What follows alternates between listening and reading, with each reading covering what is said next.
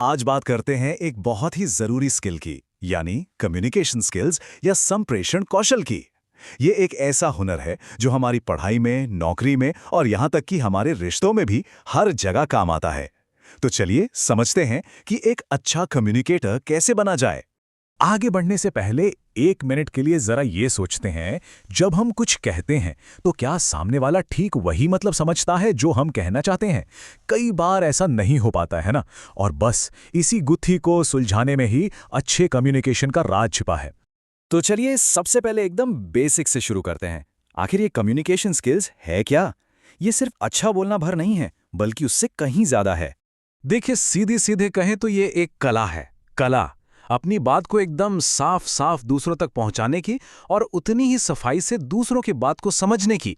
मतलब ये कोई वन वे स्ट्रीट नहीं है, ये हमेशा एक टू वे प्रोसेस होता है, देना और लेना। अगर इसे एक सिंपल से फॉर्मूले में बांधना हो तो वो कुछ ऐसा होगा: सही तरीके से बोलना और उससे भी ज्यादा जरूरी, ध्यान से सुनना। जब ये दोनों चीजें एक साथ मिलती हैं तब बनता है एक बेहतरीन कम्युनिकेटर।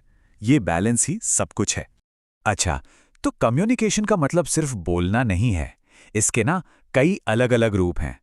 आइए इसके मुख्य प्रकारों को देखते हैं और समझते हैं कि ये काम कैसे करते हैं। मोटे तौर पर देखें तो कम्युनिकेशन के 3 तरीके हैं। पहला तो हुआ मौखिक, यानी वर्बल, जैसे अभी हम बात कर रहे हैं या कोई भाषण सुन रहे हैं। दूसरा है अमौखिक, मतलब नॉन वर्बल। इसमें शब्द नहीं होते, सिर्फ इशारे, चेहरे के भाव, बॉडी लैंग्वेज, ये सब। और तीसरा है लिखित, जैसे कोई ईमेल, चिट्ठी या मैसेज लिखना। तो सवाल ये है कि एक अच्छा कम्युनिकेटर बना कैसे जाए? क्या हैं वो चीजें जो एक नॉर्मल सी बातचीत को भी बहुत असरदार, बहुत प्रभावी बना देती हैं?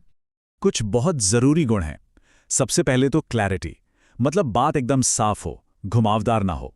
फिर सरल भाषा का इस्तेमाल, ऐसी भाषा जो सबको समझ आए। एक्टिव लिसनिंग, ये बहुत जरूरी है, मतलब सिर्फ सुनना नहीं, ध्यान से सुनना। आत्मविश्वास और सही बॉडी लैंग्वेज, जो हमारी बातों को और ज्यादा वजनदार बनाती है। ठीक है, ये सब तो समझ लिया, पर असली सवाल तो ये है कि हमें इसकी जरूरत क्यों है? हमारी जिंदगी में ये कहाँ काम आएगा? आखिर ये इतना जरूरी क्यों है? देखिए, इसका असर ना हमारी जिंदगी के हर हिस्से पर पड़ता है। पढ़ाई में चीजें बेहतर समझ आने लगती हैं, हमारे रिश्ते, चाहे वो दोस्तों से हों या परिवार से, वो और मजबूत होते हैं। जब हम अपनी बात ठीक से रख पाते हैं तो हमारा आत्मविश्वास भी बढ़ता है। सच तो ये है कि ये हर फील्ड में कामयाबी की चाबी है। चलिए, बहुत सारी बातें हो गईं, अब वक्त है एक छोटे से टेस्ट का। देखते हैं हमने जो कुछ भी सीखा वो कितना याद रहा। तैयार हैं? पहला सवाल है, नॉन वर्बल कम्युनिकेशन यानी अमौखिक संप्रेषण का इनमें से क्या उदाहरण है? ऑप्शंस हैं भाषण, पत्र, चेहरे के भाव या किताब। थोड़ा सोचिए। जी हां, सही जवाब है सी, चेहरे के भाव, क्योंकि इसमें हम बिना कुछ बोले ही अपनी बात कह देते हैं। अगला सवाल, कम्युनिकेशन में रुकावट या बाधा क्या हो सकती है? ए, शोर, बी, स्पष्टता, सी, ध्यान या डी, समझना। और इसका सही जवाब है ए, शोर। और हां, याद रखिएगा, शोर का मतलब सिर्फ तेज आवाज नहीं होता।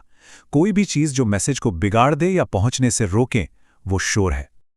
और हमारा आखिरी सवाल, कम्युनिकेशन की सही प्रक्रिया क्या है?